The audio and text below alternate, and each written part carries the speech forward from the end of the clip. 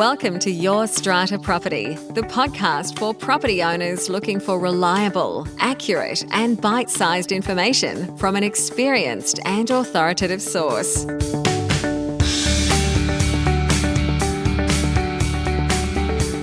Hello and welcome to this week's podcast episode.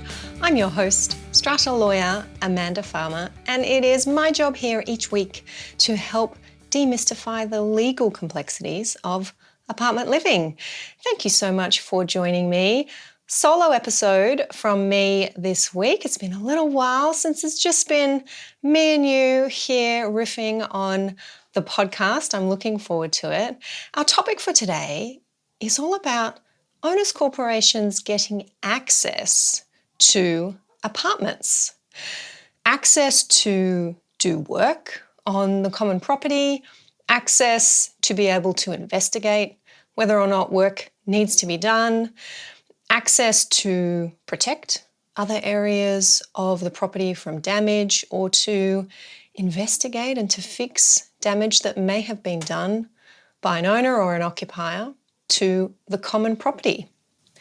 Now, it may be a little bit surprising, maybe counterintuitive to hear that an owners corporation does have a legal right to access your apartment, your lot, your unit, whatever it is, however you may want to describe it, your home, your private, secure space. Yes, the owners corporation, through its representatives, whether that is its engaged contractors, employees, its building manager, maybe even its strata manager or committee members, your owners corporation can enter your home, even in some situations without your consent.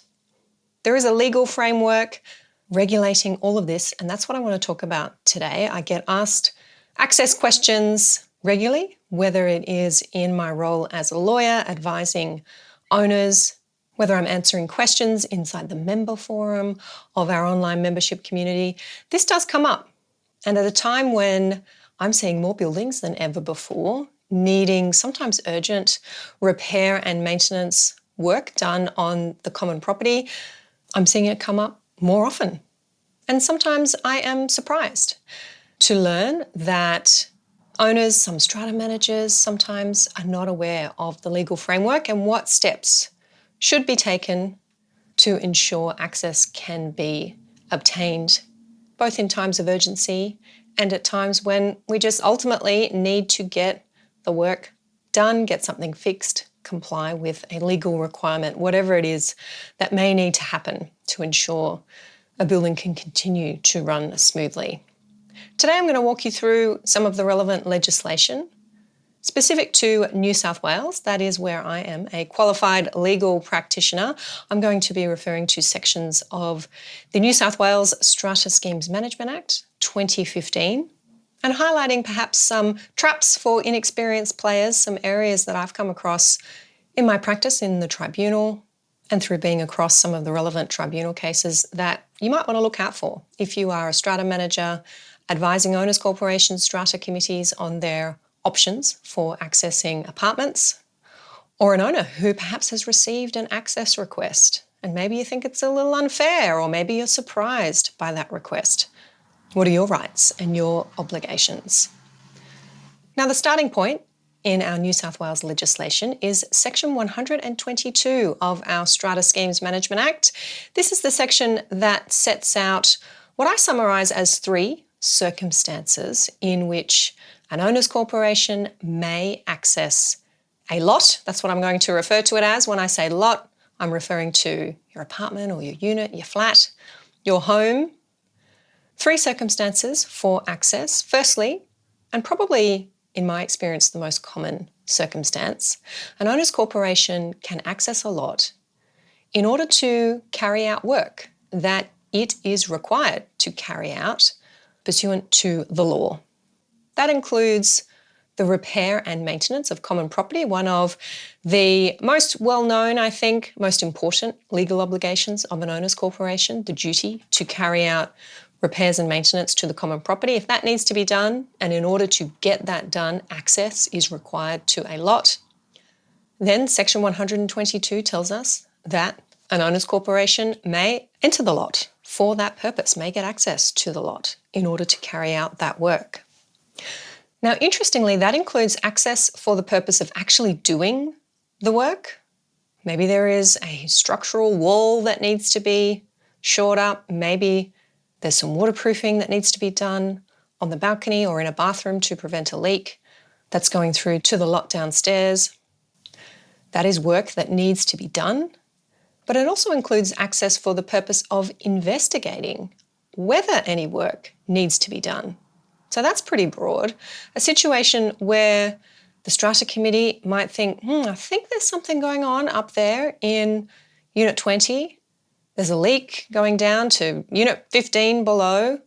We're not quite sure if it's coming from Unit 20, if it's coming from the bathroom. Maybe there's a failure of a waterproof membrane. We need to get in there.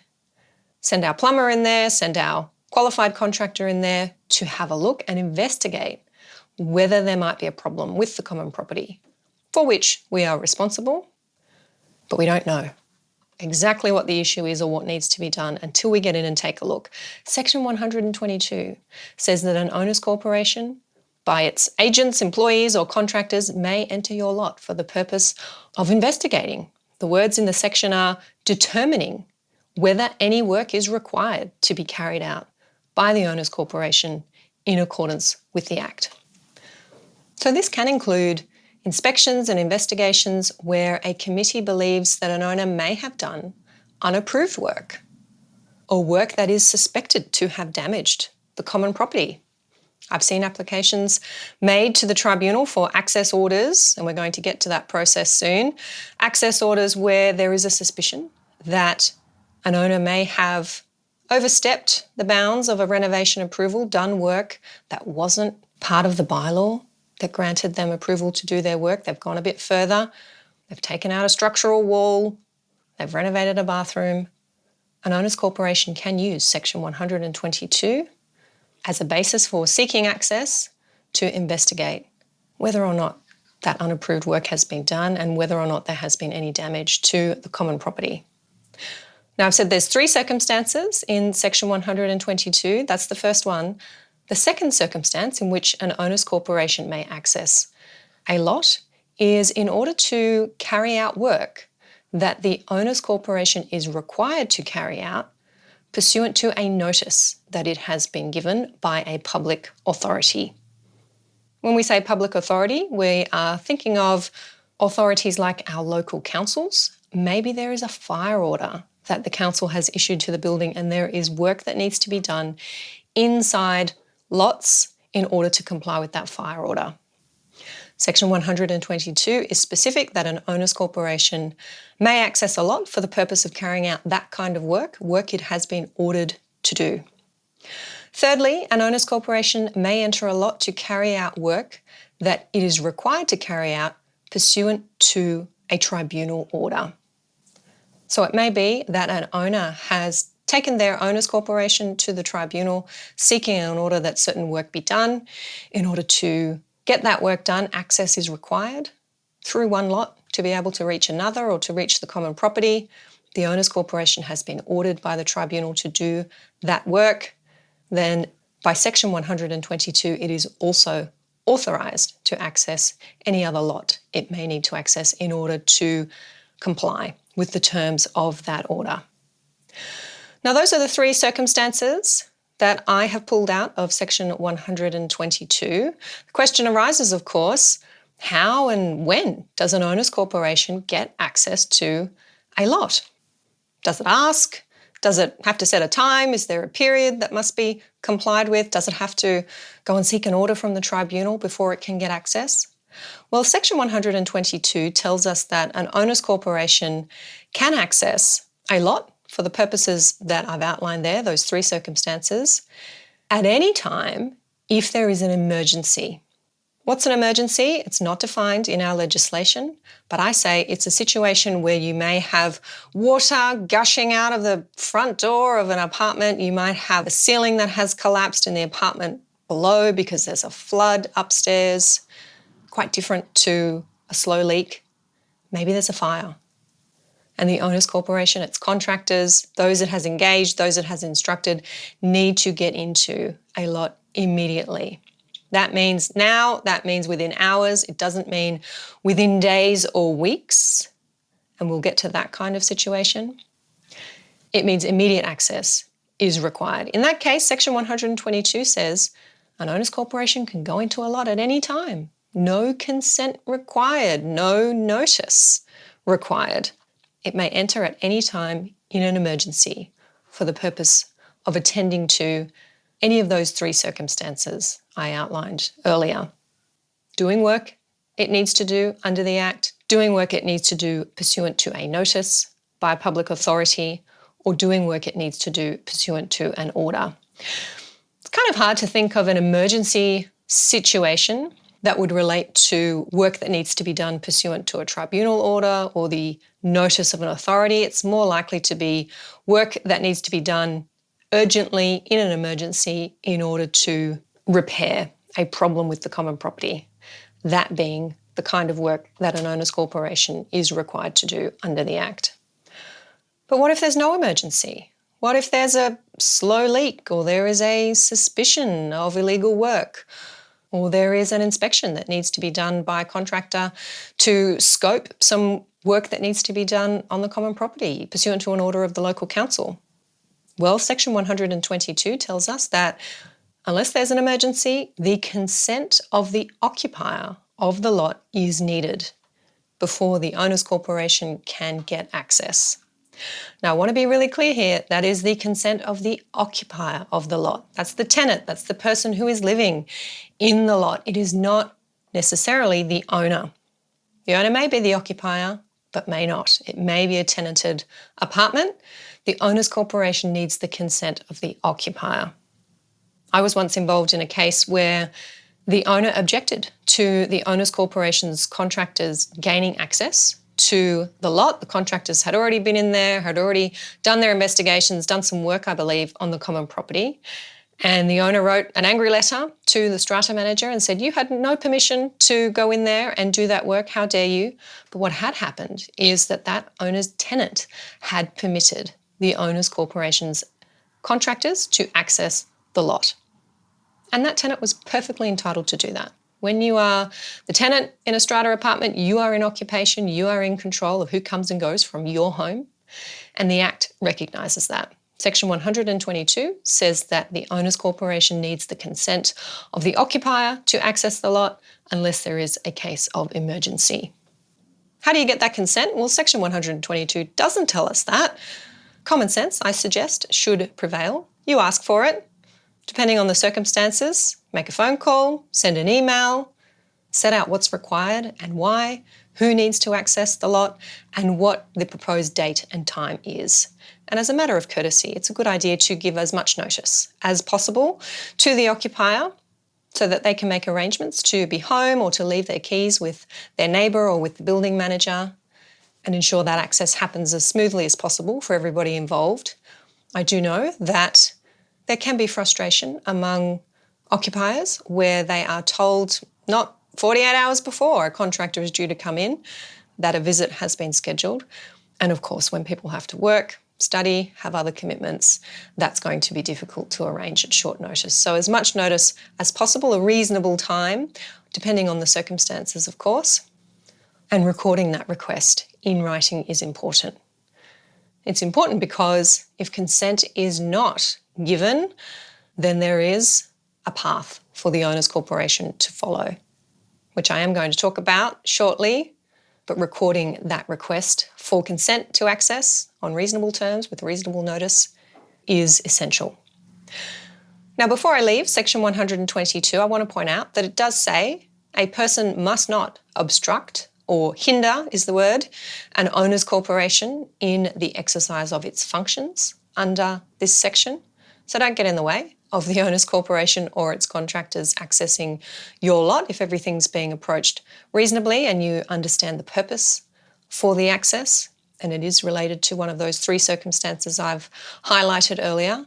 Section 122 also makes clear that an owner's corporation is liable for any damage to a lot or any of its contents that may be caused by the carrying out of work or the access generally, unless that damage arose because the owner's corporation was being obstructed or was being hindered in its activities by the occupant. So a powerful section to be aware of and to understand, Section 122. Now, what happens if there isn't an emergency, access is still required, but the occupier will not consent?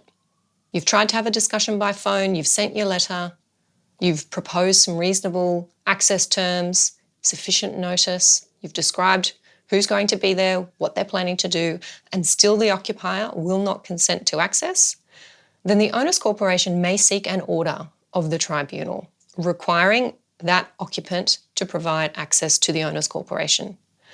The relevant section when you are thinking about seeking an access order from the tribunal is Section 124 in our Strata Schemes Management Act. The owner's corporation is the applicant. It's not possible for an owner to seek an access order under Section 124 if you want to get into your neighbour's lot and have a poke around, have a look at what's going on there. Section 124 is not for you. It is for the owner's corporation to make the application.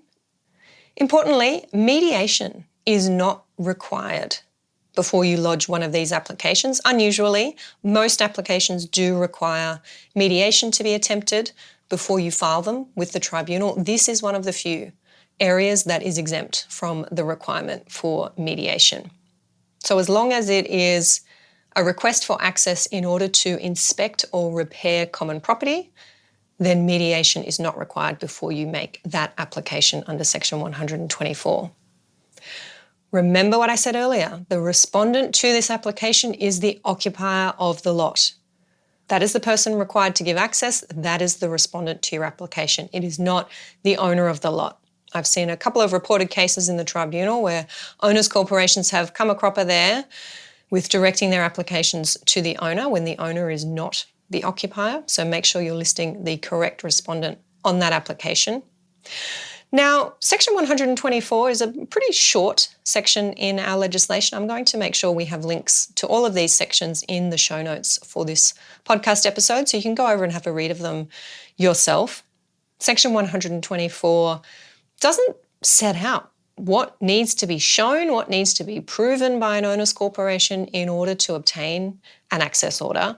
It simply says that the tribunal may, on application by an owner's corporation, make an order requiring the occupier of a lot to allow access to the lot for the following purposes. And the section goes on to list the situations in which the owner's corporation is permitted to access the lot. I've already outlined most of those for you. There are a couple of extra situations where an owner's corporation may access a lot, and that includes in order to ensure that there are complying window safety devices on all relevant windows. That's Section 118, where that requirement is set out.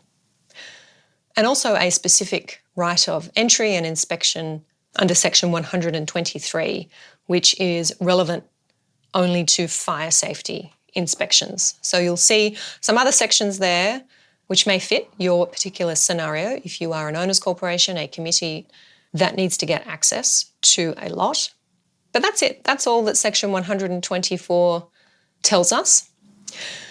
It's not necessary, and there is a tribunal case where this has been said, it's not necessary for an owner's corporation to prove that there is a danger to anyone or that it's a certain type of work that needs to be done or a certain seriousness when it comes to the level of damage that might be happening or ongoing at the property.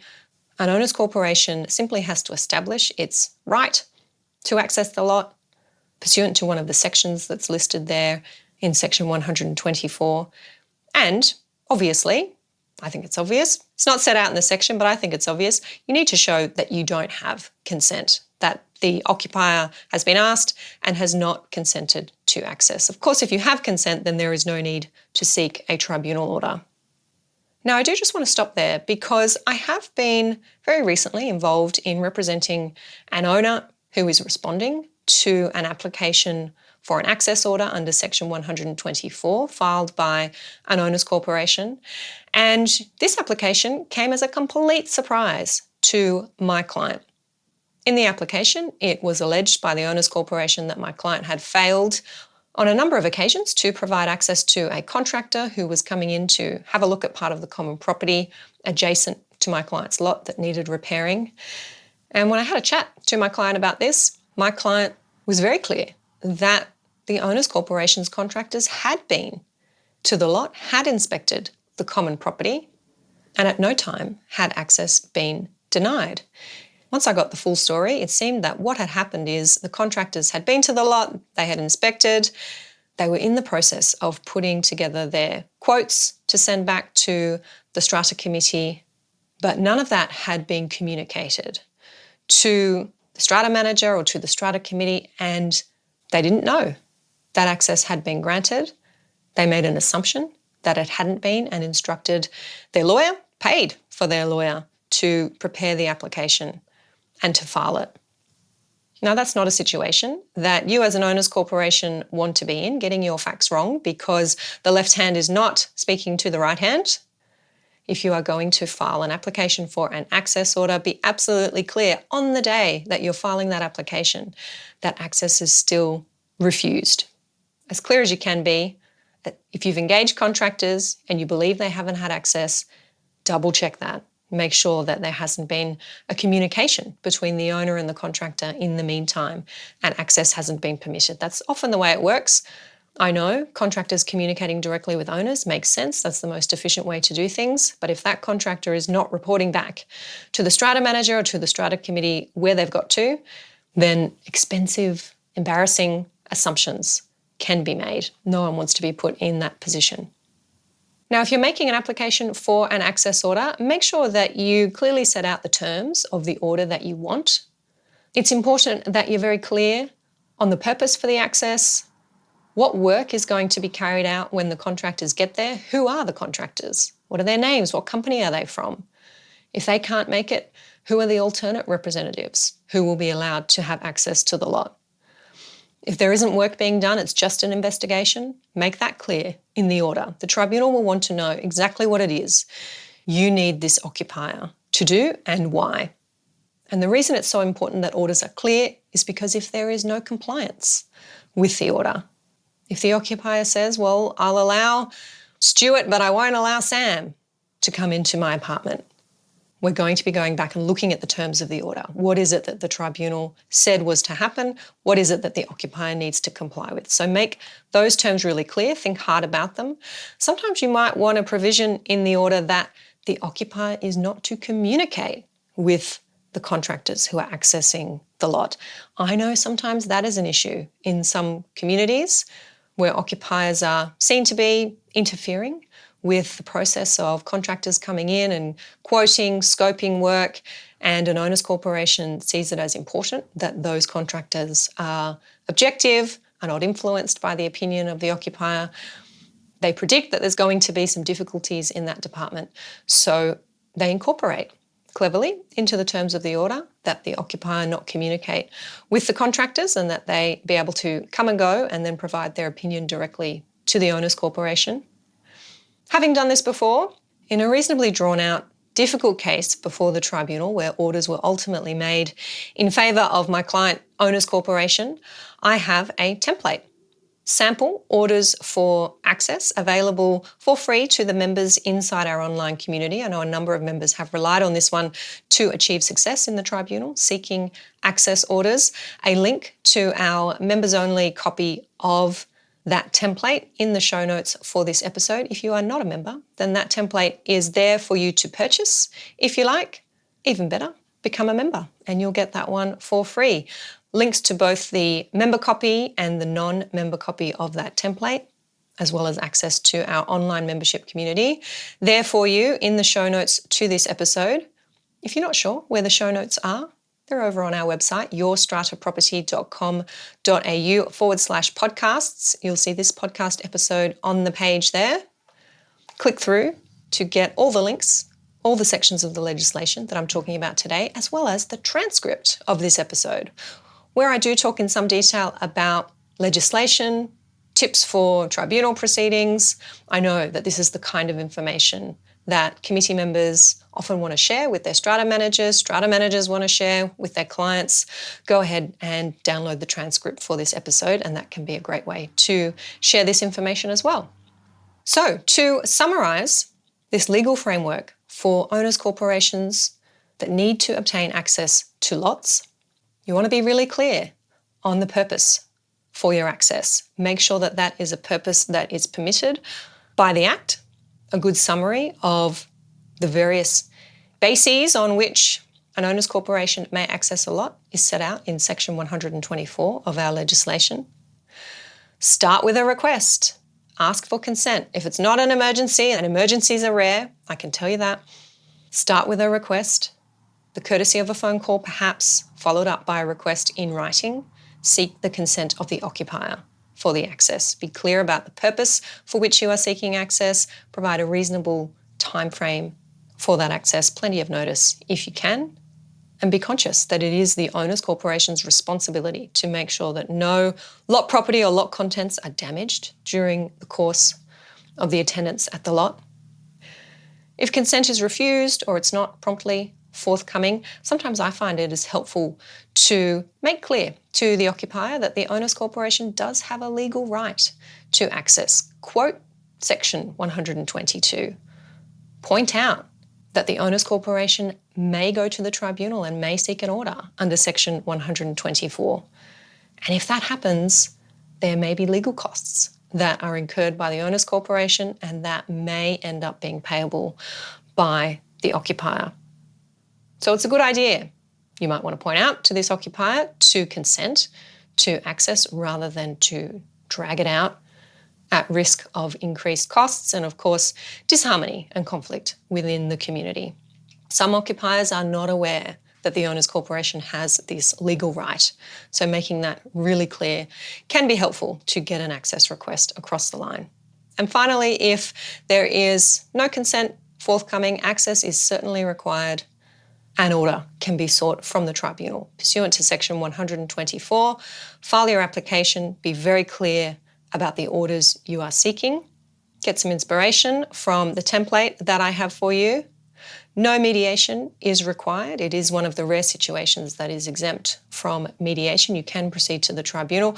That doesn't mean that things happen quickly, I have to say. Applications for access can travel through the tribunal at the same snail's pace, speed that other applications travel at. I know Rena and I spoke about this on the podcast last week. I heard from a number of you agreeing with my summary of just how protracted tribunal proceedings can be. So, of course, the ideal scenario is for there to be consent to access, and the tribunal should be a last resort. So there's your legal framework for access to lots. A handy ready reference there for you. Don't forget to access all of the resources mentioned in this episode over at yourstrataproperty.com.au/podcasts. And I'll look forward to catching you next time. Bye for now. Thank you for listening to Your Strata Property, the podcast which consistently delivers to property owners reliable and accurate information about their strata property. You can access all the information below this episode via the show notes at yourstrataproperty.com.au.